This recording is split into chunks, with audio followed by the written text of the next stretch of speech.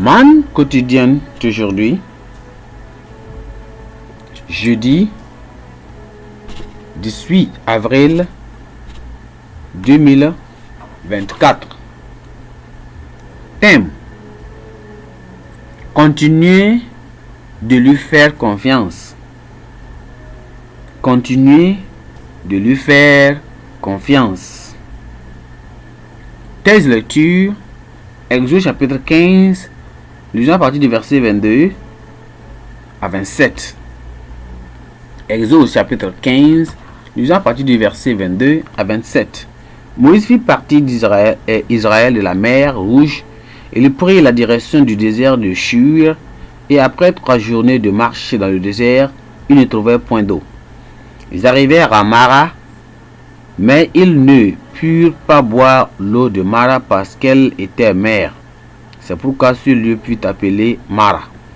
Le peuple murmura contre Moïse en disant: que boirons-nous? Et Moïse cria à l'Éternel, et l'Éternel lui indiqua un bois qu'il jeta dans l'eau, et l'eau devint douce. Ce fut là que l'Éternel donna au peuple des lois et des ordonnances. Ce fut là qu'il le mit à l'épreuve. Il dit: si tu écoutes attentivement la voix de l'Éternel ton Dieu, et si tu fais ce qui est droit à ses yeux, si tu prêtes l'oreille à ses commandements, et si tu observes toutes ces lois, je ne te frapperai d'aucune des maladies dont j'ai frappé les Égyptiens, car je suis l'Éternel qui te guérit. Ils arrivèrent à Élim, où il y avait 12 sources d'eau et 70 palmiers. Ils campèrent là, près de l'eau. Gloire à Dieu.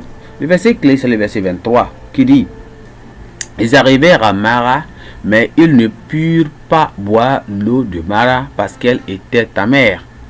C'est pourquoi ce lieu fut appelé Mara. Souvenez-vous que nous parlons de quoi? Continuez de lui faire confiance. L'histoire d'Alexandre Solzhenitsyn, un écrivain russe qui a passé des années dans une prison froide de Sibérie à l'époque de l'URSS, est très intéressante. À un moment donné, il s'est complètement découragé et a décidé d'abandonner et de mourir.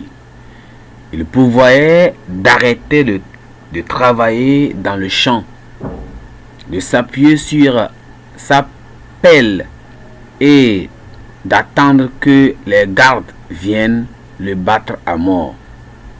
Cependant, lorsqu'il s'est arrêté, un autre prisonnier s'est approché avec sa pelle et a rapidement dessiné une croix à ses pieds, puis l'a effacée avant qu'un garde ne puisse la voir.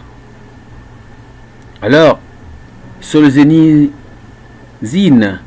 a déclaré plus tard que tout son être avait été dynamisé par ce petit rappel de notre espoir et de notre courage dans le Christ. Il a trouvé la force de continuer parce qu'un autre croyant lui avait rappelé notre expérience. Alors, dans notre texte d'aujourd'hui ici, nous voyons que les Israélites venaient de célébrer une grande délivrance de l'esclavage égyptien et le miracle inoubliable de la traversée de la mer Rouge. C'est alors qu'une nouvelle crise survint. Ils n'ont pas d'eau à boire. Lorsqu'ils trouvent enfin de l'eau à Mara, celle-ci est amère. Au milieu des plaintes, Moïse prie Dieu qui lui montre un arbre qui, jeté dans les eaux, les rend douces. Le destin changea rapidement et Israël arriva à Élim, où il y avait 12 puits d'eau et 70 palmiers. Alors, si l'on reconstitue la chaîne des événements à partir du moment où les Israélites ont quitté les frontières des Égyptes ou bien de l'Égypte, pour se rendre à la terre promise, nous constatons que l'expérience a été mitigée. Le voyage ne s'est pas déroulé sans heurts. C'était une expérience en dents de scie. Ils ont parfois rencontré des difficultés. Ils se sont plaints et ont murmuré. La délivrance finisse par arriver. Et ils chantaient et ils se réjouissaient. Moïse se chargeait généralement de prier tandis que les autres membres de l'assemblée s'inquiétaient et craignaient. Le désir était un grand test pour leur foi et à de nombreuses reprises, c'est-à-dire le désert. Donc le désert était un grand test pour leur foi et c'était aussi à de nombreuses reprises ils ont échoué à ce test dans le désert. Donc la vie est faite d'opposition. Lorsque nous traversons ces vicissitudes inaltérables, nous avons tendance à trouver un responsable à nos malheurs. Nos responsables religieux, les membres de notre famille, et même nos amis, et même le gouvernement, ou même Dieu. Nous oublions souvent la chose la plus importante, c'est-à-dire la prière. La prière fait reposer nos cœurs fatigués et restaure notre espoir en Dieu. Que le Saint nous aide à toujours se souvenir de cet outil tellement important lorsque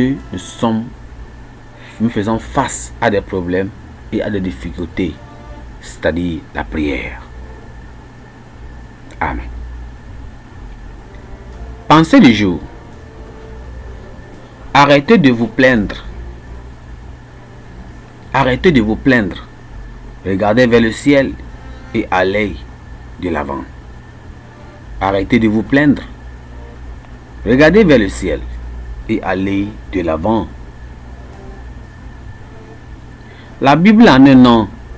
Psaume chapitre 101 à 104. Psaume chapitre 101 à 104. Amen.